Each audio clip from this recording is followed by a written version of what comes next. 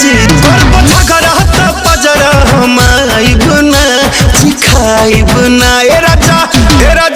होलरी कहिए में लइका खेलाइब ना होलरी कहिए में लइका खेलाइब ना।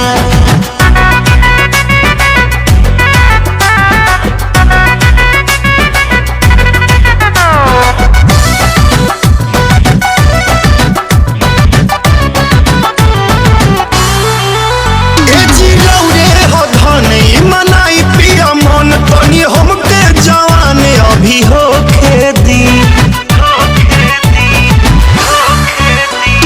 लइका हम पानी बा कम सिन जवानी समुंदर के पानी न सोखे दी राकेश बिहारी से पयाइब ना